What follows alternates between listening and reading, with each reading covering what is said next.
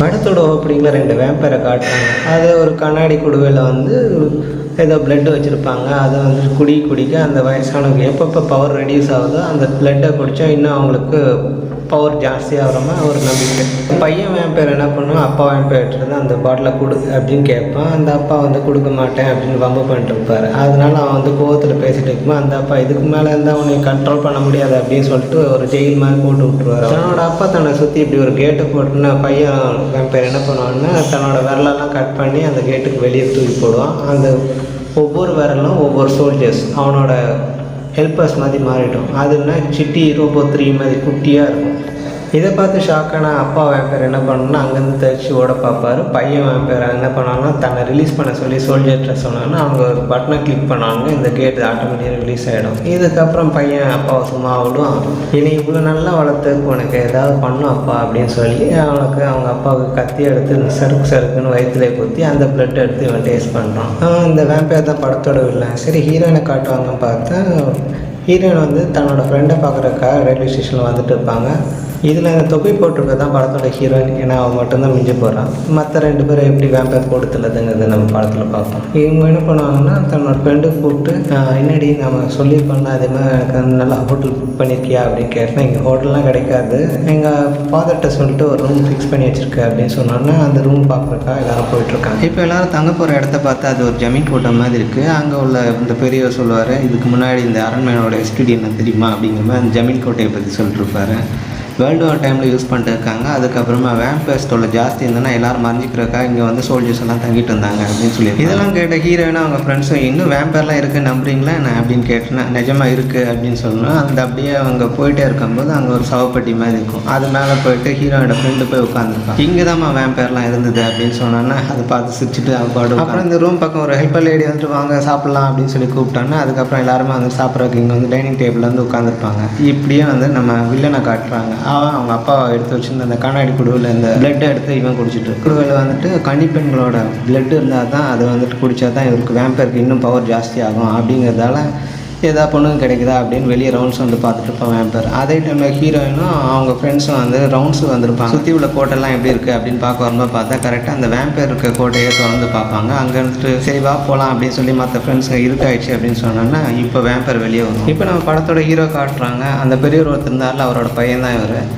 இவர் ஹீரோயினை சிரிச்சு பேசிட்டு இருக்கும்போது அதுக்கப்புறம் அவங்க ஃப்ரெண்ட்ஸ் எல்லாருமே சேர்ந்து வெளியே போயிட்டு இருக்கும்போது அங்கே ஒரு ஓல்டு லேடி காட்டுவாங்க. இங்கே இந்த ஊரில் நடக்க சடங்கை பற்றி சொல்லிட்டு இருப்பாங்க. அதுதான் மான் மாஸ்க் மாதிரி இருக்கும். அதை எடுத்து ஹீரோயின் ஃப்ரெண்டு போட்டு சிரிச்சுட்டு இருப்பாள். இதை பார்த்தா அந்த லேடி கடுப்பு திட்டுவான். ஹீரோயினும் அவங்க ஃப்ரெண்ட்ஸும் அப்படியே பேசிட்டு இருக்கும்போது ஒருத்தி வந்து படுத்து தூங்கி விடுவா. அதே டைமில் ஃபுல்லாக இருட்டாகிட்டே வருது. எழுப்பி அவளை கூப்பிட்டு போகும்போது அங்கே பார்த்தா வேம்பயர் இதில் வந்துடும். அதுக்கப்புறம் வேம்பயருக்கு பயந்து எல்லாருமே ஓடி போயிட்டு இருப்பாங்க. அதே டைமில் ஹீரோ உள்ள வந்துடும். ஹீரோனே அவங்க ஃப்ரெண்ட்ஸே வேறு ரூட்டில் ஹீரோ வெளியே அனுப்பிவிடும். அதே டைமில் எங்கள் ஹீரோ கழுத்தை பிடிச்சி நடிச்சிட்டு இருக்க வேம்பயர் என்ன பண்ணோன்னா என்னையும் என் பவரையும் கண்ட்ரோலே பண்ண முடியாது, முடிஞ்சு அவங்க அப்பனை வச்சு கண்ட்ரோல் பண்ண சொல்ல அப்படின்னு சொல்லி நான் அவனுக்கு உயிர் பிடிச்சி போடுறேன், இப்போ ஓடிப்போ அப்படின்னு சொல்லி ஹீரோ தப்பி நல்ல வேலை எந்த பொண்ணுங்களும் பார்க்கல அப்படிங்கிற மாதிரி ஹீரோ பயந்துட்டு வெளியே ஓடி வந்துடும். இப்போ வந்து ஹீரோயின்ஸும் அவங்க ஃப்ரெண்ட்ஸும் தூங்கிட்டு இருக்கும்போது பார்த்தா வேம்பயர் உள்ளே வந்துடுது.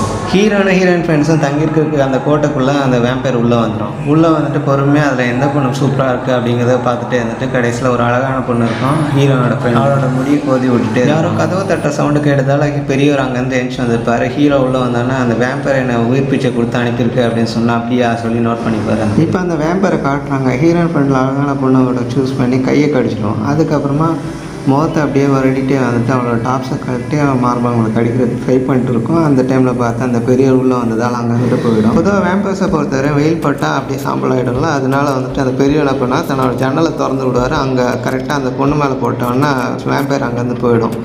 இதுக்கப்புறமா அந்த வேம்பயரை ஃபாலோ பண்ணி அது இருக்க கோட்டையை நோக்கி போயிட்டுருப்பாங்க. இப்போ கண்ணாடி குழுவில் அந்த புல்லட்டை சேவ் பண்ணி ஹீரோ ட்ராக்ல தேடி வந்து அங்கே மயக்கம் போட்டு வந்திருப்பான். இதை பார்த்த பெரியவர் அவனை காப்பாற்றிட்டு வந்து வீட்டில் வந்து அவனுக்கு ட்ரீட்மெண்ட் கொடுத்துட்டு இருப்பார். அதுக்கப்புறமா அந்த வேம்பயரை காலி பண்ணுறதுக்காக நிறைய எக்யூப்மெண்ட்ஸ் அப்புறம் மருந்தெல்லாம் ரெடி பண்ணிட்டு இருப்பார் அந்த பெரியவர். அப்படியே சீனை கட் பண்ணால் இப்போ ஹீரோயின் ஃப்ரெண்டை காட்டுறாங்க. அந்த வேம்பயர் வந்து கடிச்சிட்டு போச்சுல, அவங்க வந்து டாக்டர்கிட்ட வந்து காட்டியிருப்பாங்க. அவங்க வந்து வேம்பயருக்கு கடிச்சதால் ஃபீவர் ஹெவியாக இருக்குது, இதுக்கு மேலே காப்பாற்ற வழியில் சொந்தக்காரங்களாம் சொல்லி அனுப்பிடுங்க அப்படின்னு சொல்லிடுறாரு அந்த டாக்டர். இதை அங்கேருந்து பார்த்த ஹீரோ அப்படியே வெக்ஸ் ஆகிட்டு அப்படி போவான். உடனே பெரியவர் என்ன பண்ணாங்கன்னா ஒரு டூல் எடுத்து வச்சுப்பேன், ஒரு ஸ்டம்ப் மாதிரி எடுத்து வச்சுட்டு இதை வச்சு வேம்பயரை குத்து, இதுக்கப்புறமா அந்த வேம்பயர் இந்த பக்கமே வராது அப்படின்னு சொல்லிடுவேன்.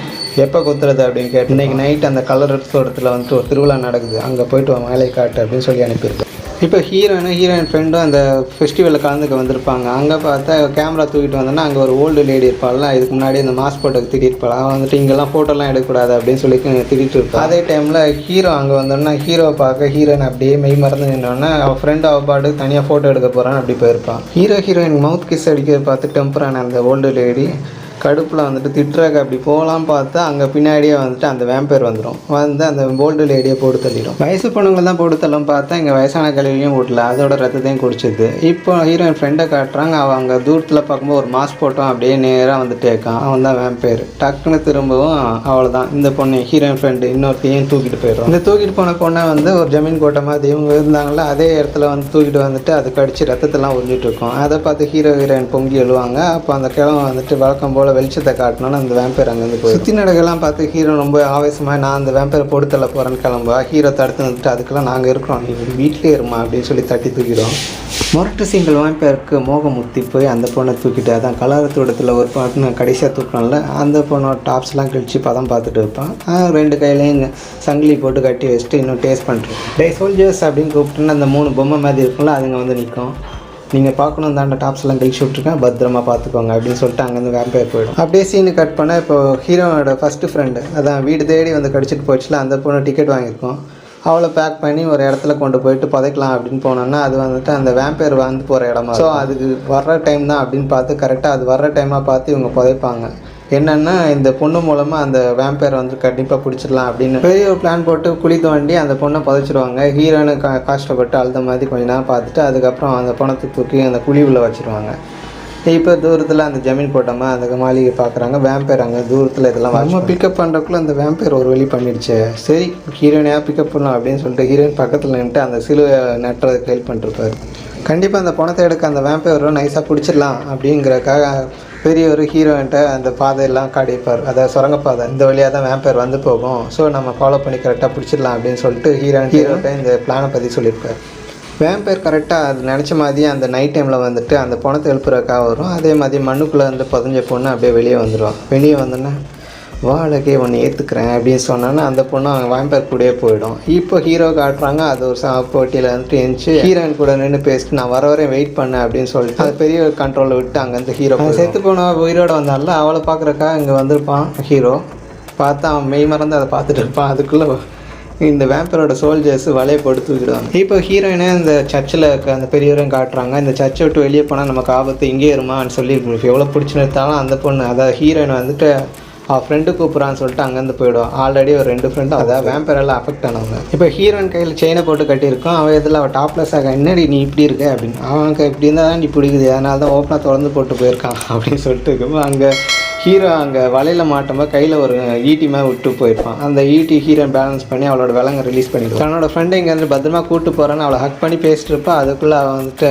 வேம்பயராக மாதிரி கடிக்கிறதுக்கு ட்ரை பண்ணுவான். ஸோ கொஞ்ச நேரத்தில் பார்த்தா ஹீரோயின்னு ஏதோ மணமகளை கூப்பிட்டு வர்ற மாதிரி வேம்பயர் கடிச்ச 2 கேர்ள்ஸும் ஹீரோனை பிடிச்சிட்டு வந்து பெட்டில் வந்து உட்கார லவர் கூட ஃபஸ்ட் டைம் நான் கொண்டாட போகிறேன், நீ வேடிக்கை மட்டும் பார்க்கணும் சரியா அப்படின்னு சொல்லி ஹீரோ மறைச்சி பார்த்துட்டு அந்த பெட்டில் ஃப்ரெண்டுங்க 2 பேர் கையை பிடிச்சிட்டு இருந்தால் நமக்கு மைண்டு எங்கேயோ பார்த்தா அது வந்து வேம்பயர் கழுத்தில் மட்டும் கடிச்சிட்டு 3 பொண்ணு கூட வேம்பயர் ஃபஸ்ட் நைட் கொண்டாடுதுன்னா காண்டில் அது பெரிய என்ன பண்ணனா கையில் இருக்க ஒரு அம்பை வச்சுட்டு விட்றாரு. அது வேம்பயர் மேலே படுறதுக்கு போல அந்த பொண்ணு மேலே பட்டுருக்கு. என் கூட வந்து உன்னை ராணிமாக வச்சுக்கிறேன் அப்படிங்கிறப்ப ஒரு பொண்ணு மட்டும் தள்ளிட்டு அது பெருசு போனால் அந்த பொண்ணு கத்தி வச்சு குத்து ட்ரை பண்ணுது. அதுக்கப்புறம் அவளை தள்ளி விட்டாங்க, அந்த பெருசு ஓடி வந்து ஃபைனலாக வேம்பயருக்கும் ஹீரோக்கும் எம்ஜிஆர் நம்பியார் சண்டைமா வால் சண்டைலாம் போயிட்டுருக்கோம். கடைசியில் வேம்பயரோட தலையை வெட்டிடுவோம். அந்த ஒரு வேம்பயர் பொண்ணோட வயிற்றில் வந்துட்டு ஒரு ஈட்டி மாதிரி வந்து குத்திடுவா ஹீரோ வேம்பயரோட மர்ம தேசத்தை குத்திடுறான். அதுக்கப்புறமா அங்கேயே தலையை கட் பண்ணி விட்டதுக்கப்புறமா அவன் இத்தனை நாள் மறைச்சி வச்சிருப்பான்ல வேம்பயர், அந்த குடுவை எடுத்துகிட்டு இவன் பார்க்குறான். அதில் பிரெட் இருக்க பார்த்து இவன் எடுத்து குடிக்க அதை தாண்டா ஃபுல் நேரம் அவனும் பண்ணிட்டுருந்தான் அப்படிங்கிறப்ப இப்போ ஹீரோ வேம்பயர் ஆயிடும். அதுக்கப்புறம் ஹீரோயின் மவுத்து கிஸ் அடித்து 2 பேரும் வந்துட்டு அந்த சவப்பட்டி ஒன்று இருக்கும் அது உள்ளே போயிட்டு ஃபஸ்ட் நைட் கொண்டாடுறாங்க. இப்படியே படத்தை முடிக்கிறாங்க. இந்த வீடியோ பிடிச்சிருந்தால் லைக்ஸ் அண்ட் கமெண்ட்ஸ் பண்ணி ஷேர் பண்ணுங்கள். தேங்க்யூ. ஃபைனலாக வேம்பயரோட சோல்ஜர்ஸ்லாம் வந்து வேடிக்கை பார்க்கும்போது படம் முடியுது.